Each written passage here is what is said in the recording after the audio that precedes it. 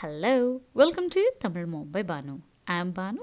Today I'm going to share with you all an interesting vlog which includes our year-end pre-prep Pongal sales as a family business. We have been doing this for years together.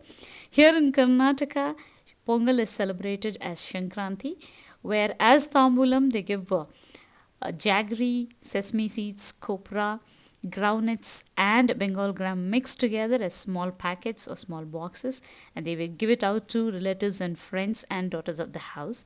What we do in our family is we pre prep all these items, pack it by ourselves, and send it to our shop. From there, we take it forward to our customers. We have a good customer base who look forward to these items to the end of this year. So, from now till Pongal, we'll be having a lot of work which I'm going to share with you in my coming vlogs. So, today it's morning 8:05. I'm preparing upma, vegetable vangi bath upma. It's nothing but I'll be adding vangi bath powder to normal upma along with vegetables. You can add bisibida bath powder too. So I'm adding vangi bath powder, and this is crushed ginger which I use for my tea and night drinking water, ginger water. So usually I prepare it in this small bottle. You would have seen in my previous vlogs. I washed it and filled it up in this bottle. This this can be stored in the fridge for a week, and it's very handy for me on a day-to-day basis. After adding water along with the vangi bath powder, I'm going to add the roasted rava. You would have seen in my previous evening vlog where I keep roasted rava and roasted moong dal, store it as a bulk, and it's very handy too. Here I'm going to pre-prep and prepare ginger garlic paste for the coming weeks, because for the next 20 days I will be tight with my schedule for pongal packing and stuff like that. So as far as possible, I'll make most of the things, emergency things, and store it up in the fridge so that it'll be easy for me to cook and clean on a daily basis. So I have taken a little bit of ginger, not more, and I have taken garlic. Garlic I don't peel as such if I'm crushing it or grinding it in the mixer. So just I've rubbed the upper part and I've kept it as it is. So once the water boils, I'll be adding the roasted rava to this vangi bath upma, and as usual, this upma will be very tasty. It won't be like your normal upma. Since we have added the vangi bath, the flavor of this tends to enhance a lot, and it is very interesting rather than the boring upma what we eat. So after the water is boiled, we'll add the rava, and if you can adjust the consistency, if you want it a little bit watery, you can leave it as such, or normal upma you can leave it as such. It's 8:45. My daughter is having her online test going on, so only after her test finishes I'll go and fresh up and start having my breakfast. So finished with freshing up, had my breakfast. My son is still having.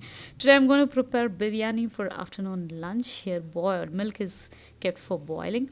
Their curds I've set for afternoon lunch again. I don't know who's going to have curds today.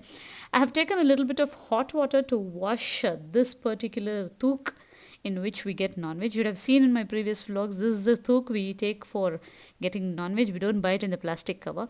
Actually, for in this winter, it tends to get a bit hard to wash the boxes, so I've added a little bit of hot water so that it's easy to wash. I've kept the cooker and added oil and masala for biryani. And here I had cut up onion, sliced up onion in the morning itself, and I had stored it in this glass bowl. And this glass bottle I'm going to use for storing my ginger garlic paste, which I'm going to mince or make it into a paste and keep it. It's better to use a glass bottle if you're storing anything inside the fridge. I don't prefer plastic, it's either glass or steel.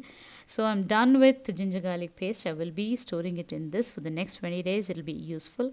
And I've added onion for biryani. Actually, I've shared in my previous vlogs, Tamil vlogs, about two types of easy biryani to make.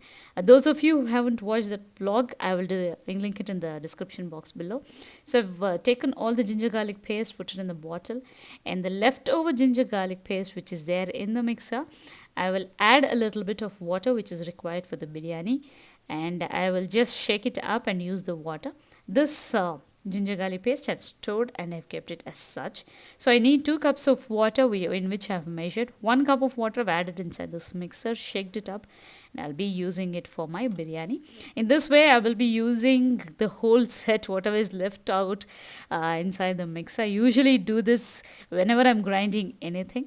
So once the onions get uh, or it gets to a nice brown caramelized color, I'll be adding the rest of the ingredients. This biryani is very tasty and very easy. I don't use a whole lot of masalas because biryani is a staple food once in 10 days or once in a week most of the time. So I make sure that I add a little bit of less of everything. So I'm just adding red chili powder, which is homemade. I've already shared a vlog on how to prepare homemade red chili powder and sambar powder. So this is one red chili powder used for everything. I don't have a separate Kashmiri red chili powder or anything as such. This is one red chili powder used for all the dishes which requires red chili powder. So I'm going to add this to the biryani.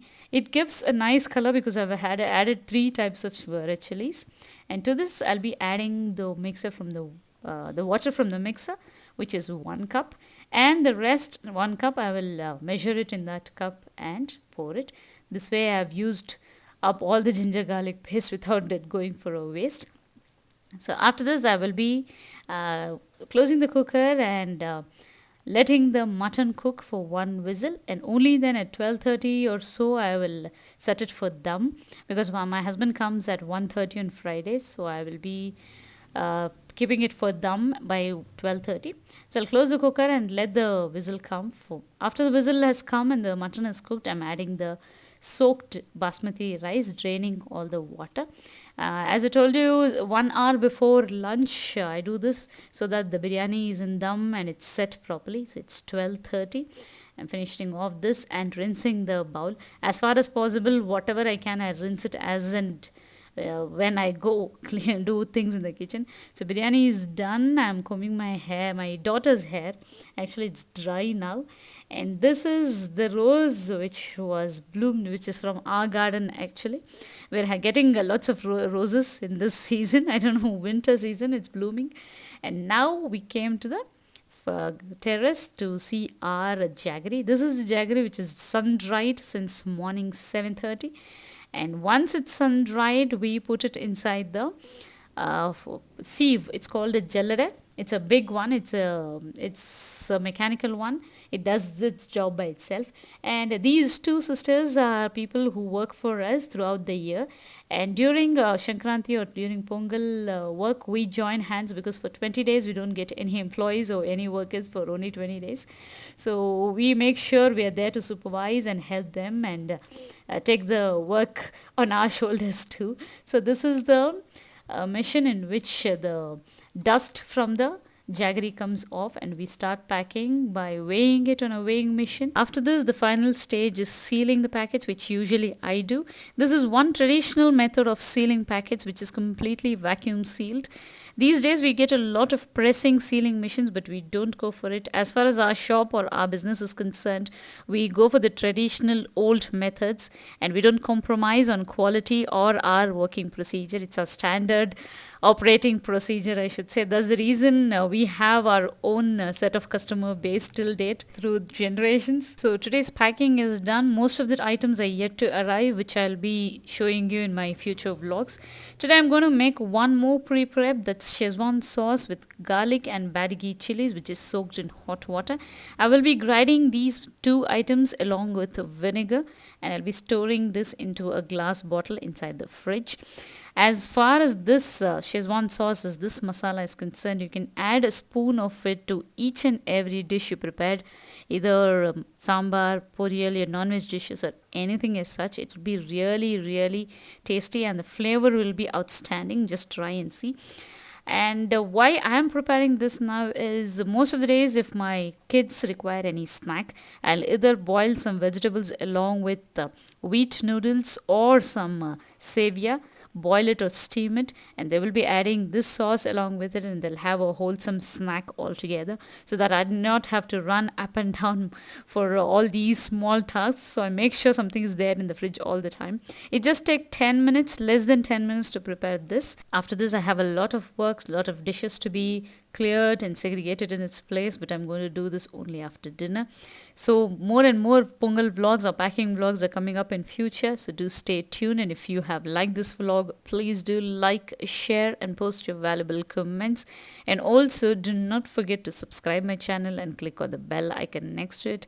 Thank you so much for watching. Bye bye for now.